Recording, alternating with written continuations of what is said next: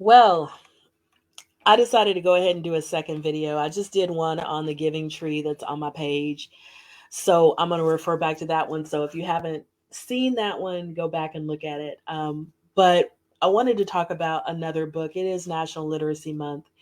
And I was an English teacher for 30 years. And so I have all of these stories in my head. And I'm working on a new book. And it's about relationships. It's going to be an extension of my memoir. So all of these stories are just running through my head right now, that these allusions, right, to other text.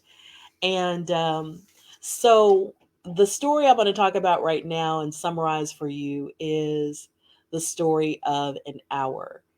And it was written in 1894 by a woman named Kate Chopin. And trad wives, traditional wives, are trending on social media. I mean, there's so many men out here talking about they want a traditional marriage. They want the wife that stays home, takes care of the kids, cooks, cleans, whatever. Whatever their reasons are for having that. Everybody's allowed to have their preferences. I don't judge. You know, but Kate Chopin was a traditional wife for quite a while. She was married. She had 6 kids with her husband, and then he suddenly died unexpectedly. And he had a business, and she began to run that business, and she was successful at running that business, except he had left her with about, I think, $42,000 worth of debt. So it's a huge amount in the 1890s. So she ended up having to supplement the income from the business, and she decided to start writing. And she began to publish many short stories and books. And two of those books became, well, a book and a short story became extremely controversial. The short story is what I'm going to focus on, but I'm going to mention the book as well. The book was called The Awakening, and The Awakening was about a married woman who finds her first taste of sexual fulfillment in an affair. Before this, she's never had any real sexual pleasure. And people at this time hated this book. The idea that how dare a married woman have desires that her husband hadn't fulfilled? How dare that be the case? You know, she's supposed to be completely satisfied being a wife and a mother, and it doesn't matter if her husband doesn't do anything for her. She's supposed to find all of her fulfillment in just her service. So, the other story that Kate Chopin wrote that was very controversial, and the Awakening that I just mentioned is still banned. It's still a banned book. It's 2023. It was banned in 1900, I think. So it's literally been banned for like 123 years. Crazy, crazy.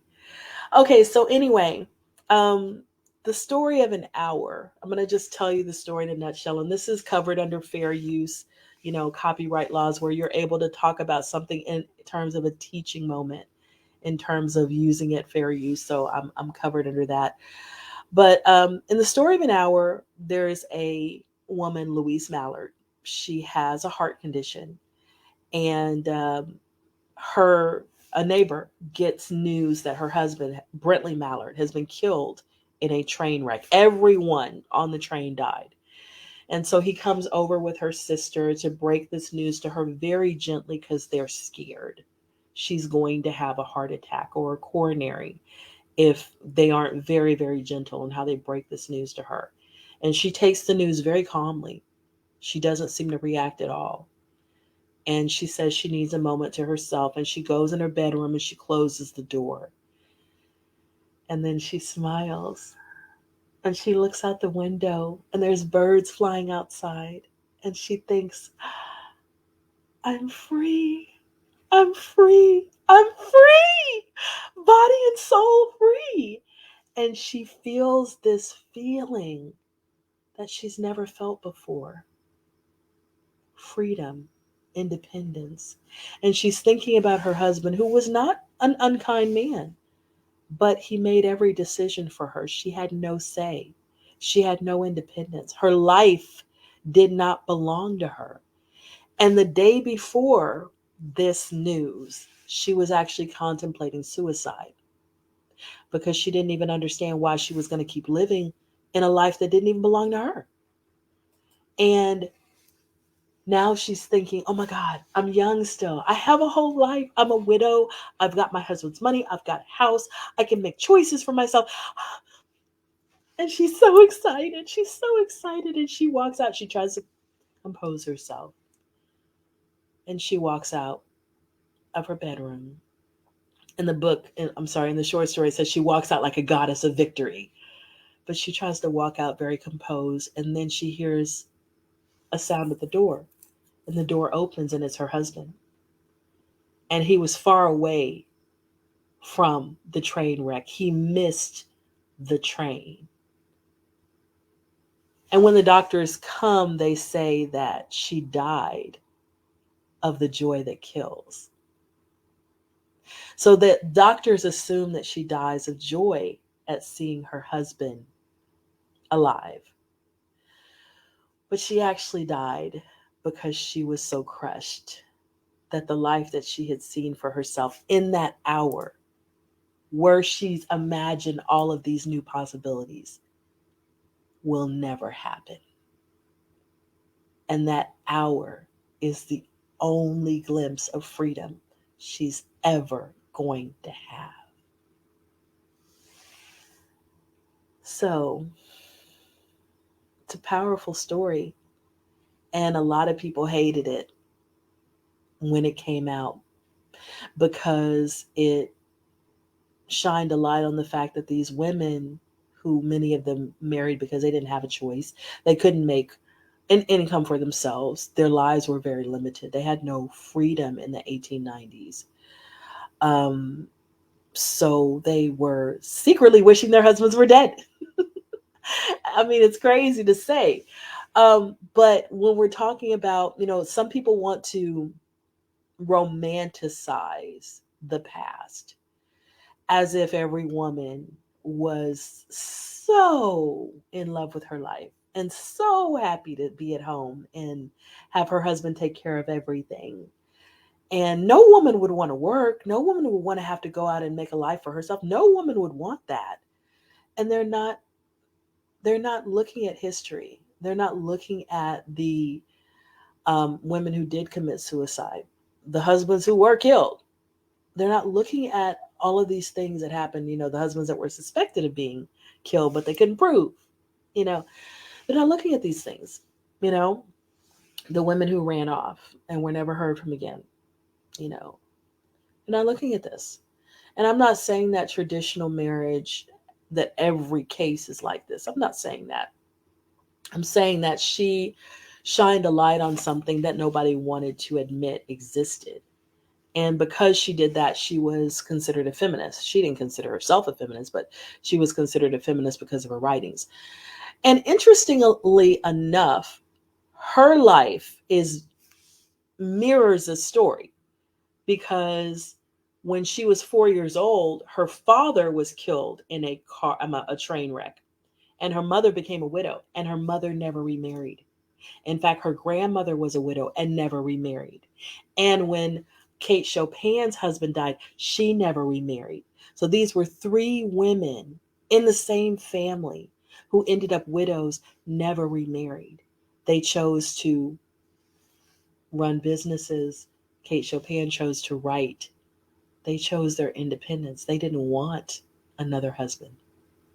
So when people act as if in 2023, this singleness, I'm single by choice, that's a lie. No woman's single by choice. Women have been single by choice for hundreds of years, having had the opportunity to remarry after a divorce and choosing not to, because they didn't want to lose their autonomy, their freedom.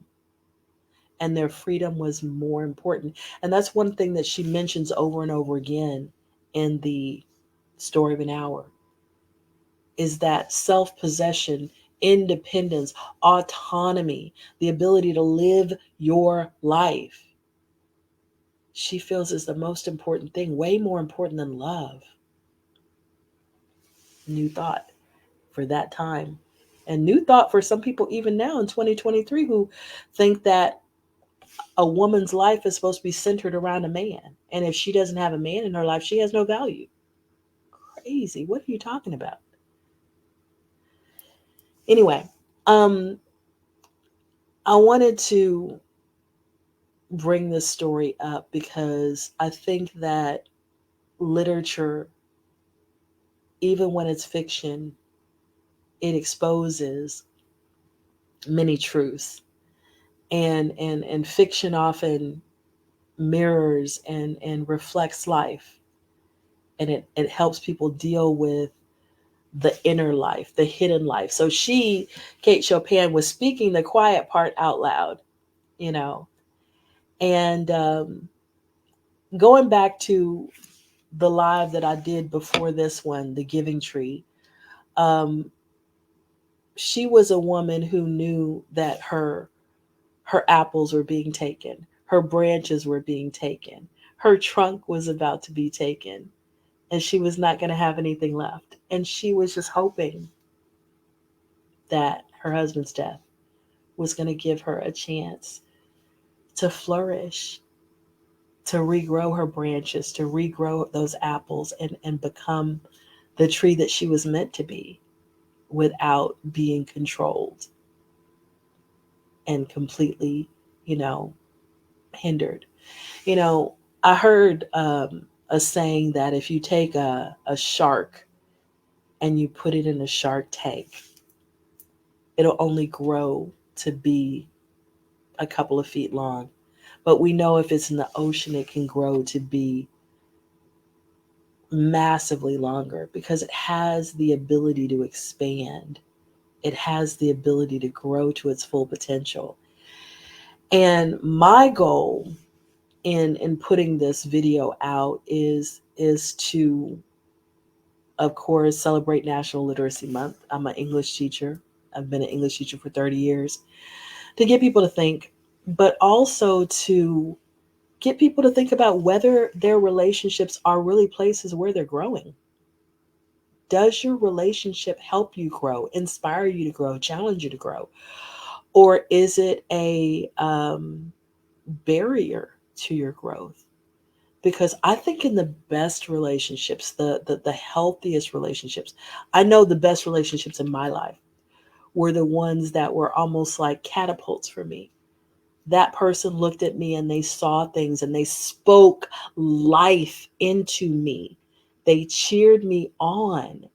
You know, when I wrote my memoir, Plenty of Guppies and Other Dating Misadventures, one of the things I wanted to shine a light on was that there were men that came into my life and were there for a period of time, but their effect is still here today because they spoke life into me, because they encouraged me, because they pushed me and said, "You can do this.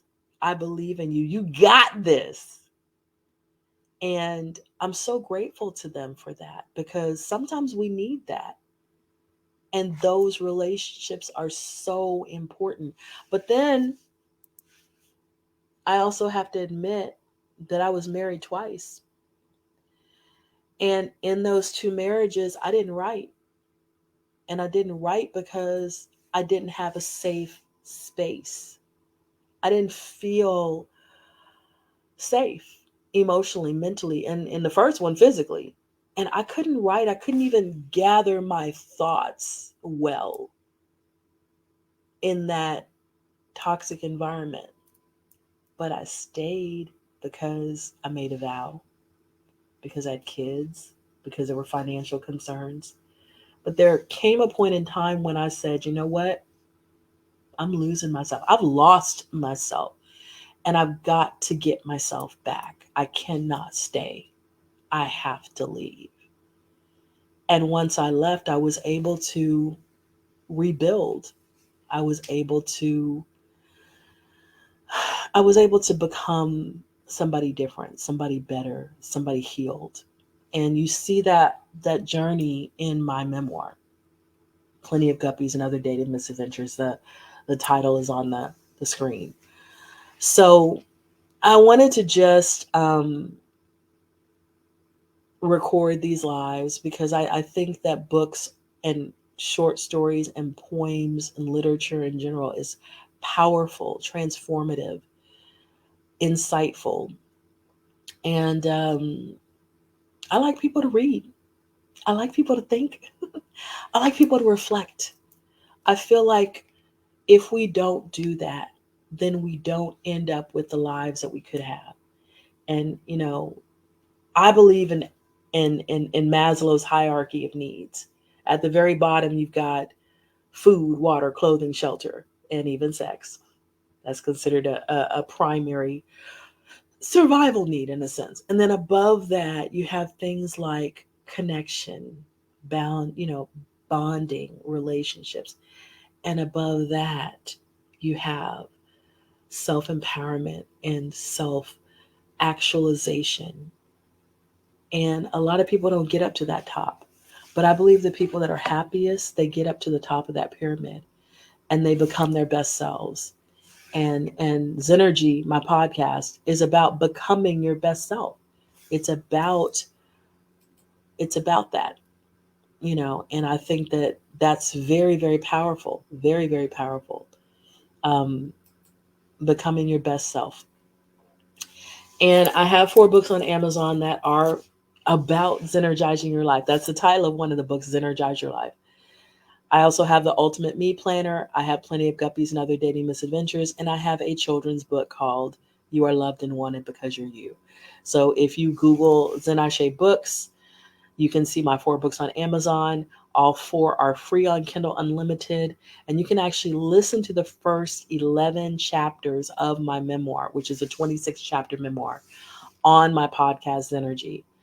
So I want to thank you for joining me. Please like, share, subscribe.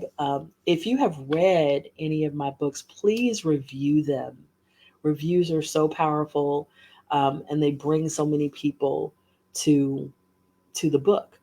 So please review them. If you've listened to the podcast, if you've listened to it on Apple Podcasts, you can review on Apple. If you've listened to it on Spotify, you can review on Spotify. So please, please, please listen. And if you're not following me, please follow me on TikTok, on Facebook, on Instagram, even on Twitter. I'm on there. So thank you so much for joining me, and I'm going to try to do more lives about literature as I'm going through this month of National Literacy Month. Please read to your kids. It is Reading to your children is one of the things that you can do to change their entire educational career. You can, if you were to read 30 minutes a day, the research says, if you read 30 minutes a day of a book that is a little bit above your reading level, you can actually learn 25,000 words in 1 year reading 30 minutes a day because you absorb new words as you read. And the greatest predictor of educational success in elementary school, middle school, high school, and college is reading level. If you cannot read, you cannot do word problems, you cannot understand history books, political science books, English books, you can't understand what you're reading. So it really impacts your ability to understand. And going even further than that, if you cannot read and you don't have vocabulary, we can't even conceptualize things that we don't have words for. So if you think back to when you were 1 or 2, you may have memories where all you have is just images, disjointed images. You can't put it together. Why can't you put it together? Because you didn't have words back then. You didn't have words to create a narrative, a story of what was happening to you. So if you don't have words, you can't understand things. One of the most powerful things that has happened to me recently is I realized I was in a narcissistic relationship at one point in my life. And I learned the terminology: love bombing, gaslighting, negging, um, Darvo. These are all terms, all right? There's so many terms, so many terms. But I understood, oh my God, I just got gaslit in that situation. And because I know the term now, I understand what happened. And before I was just like, what in the world just happened to me? If you don't know vocabulary, you don't even understand what's happening in your own life. That is how powerful reading is. It can literally help you understand what you're living and how things are being done to you or done for you. So, reading is powerful, reading is transformative. Knowledge, especially applied knowledge, is power. And I just wanted to speak to you guys for a minute. And thank you so much for joining me. May you walk in Zennurgy. Have a great day.